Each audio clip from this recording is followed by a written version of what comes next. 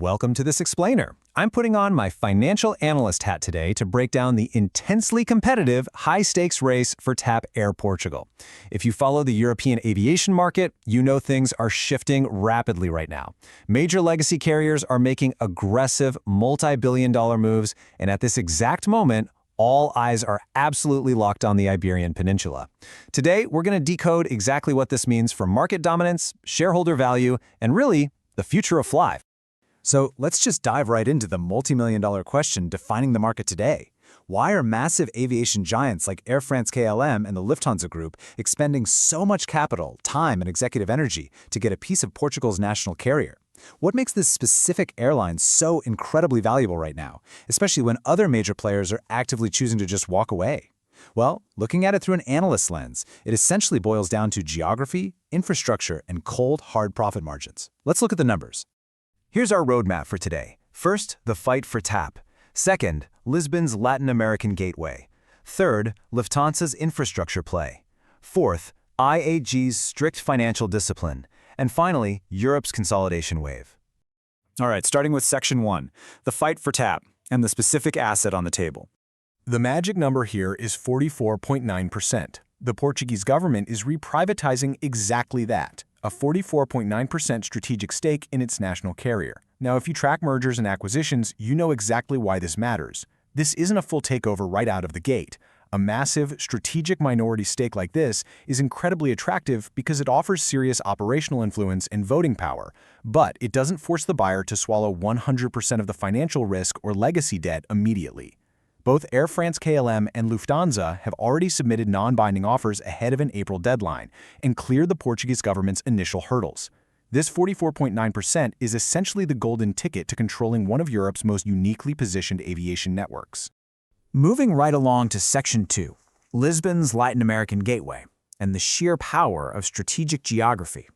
Take a listen to what Air France-KLM CEO Ben Smith has to say. He explicitly points out, the geographic location of Lisbon to build on top of our already strong position in Latin America is still very important. You see, when Ben Smith looks at TAP, he's not just focused on short hops around Europe, he's looking straight across the Atlantic. In the airline business, controlling those transatlantic choke points is where the real profit lies. For Air France-KLM, Latin America, and Brazil specifically, represents high-margin, long-haul routes that generate massive revenue. Lisbon is literally the perfect geographic launchpad to completely dominate that lucrative transatlantic corridor. And it's all about leveraging existing, historic relationships.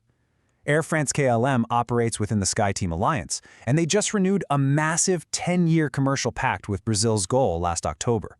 By plugging TAP's Lisbon hub directly into their existing South American network with Gol, they essentially create a near impenetrable grip on flights between Europe and Brazil. We analysts call this a textbook network multiplier effect. You aren't just adding planes to a fleet, you are exponentially boosting the value of every single route you already operate by funneling millions of new passengers through one optimized geographic hub. So where do we stand on the timeline?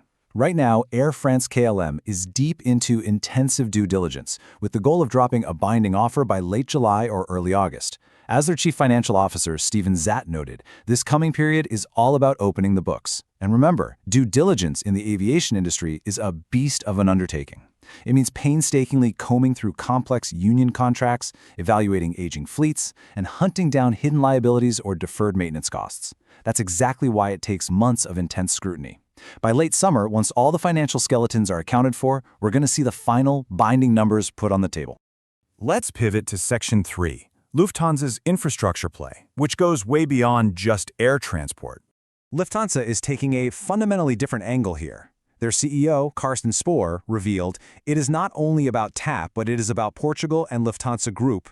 There is an aviation strategy behind it. They aren't just buying an airline, guys. They are effectively investing in the country of Portugal itself. Why does an airline group buy into a country's broader economy? Because it brilliantly secures governmental goodwill, ensures regulatory ease, and creates deep economic integration. They want to embed Portugal entirely into the Lufthansa Group's structural foundation, securing a strategic lock that competitors simply cannot dismantle. Just look at their expanding physical footprint. Major airline acquisitions are deeply tied to technical infrastructure and maintenance facilities. Next year, Lufthansa Technik is opening a brand new aeronautical maintenance facility specializing in engine parts and aircraft components in Santa Maria de Feira, near Porto. On top of that heavy industrial investment, they're actively scouting Portugal for a new European flight school location. This is how you root an airline group into a national economy, by bringing in high-paying jobs, heavy maintenance infrastructure, and long-term training facilities. Lufthansa is aligning their own corporate profitability directly with Portugal's economic success.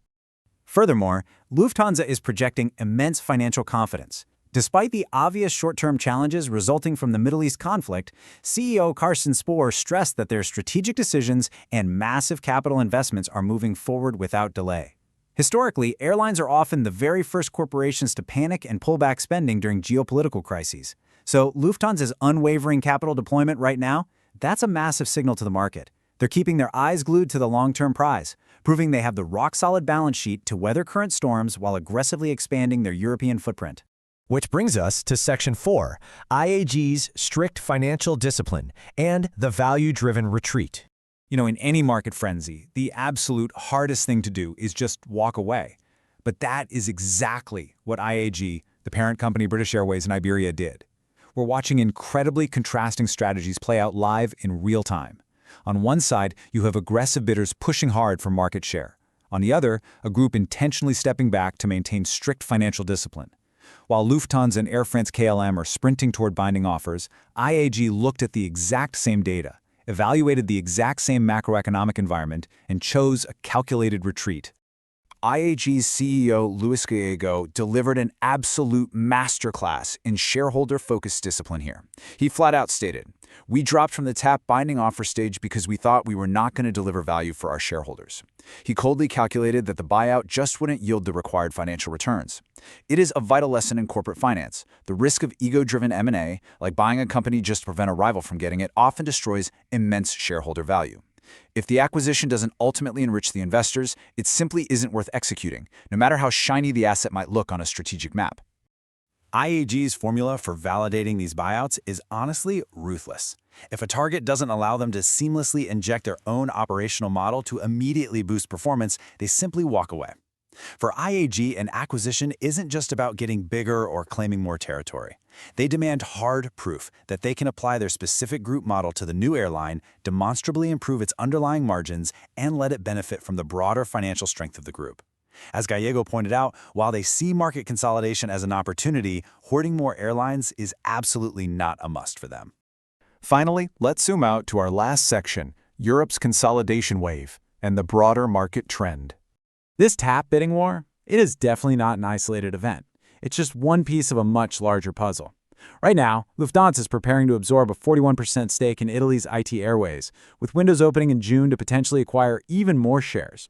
Meanwhile, Air France-KLM is actively increasing its hold on Scandinavian carrier SAS from roughly 20% to a controlling 60.5%, aiming to close the deal in the second half of this year.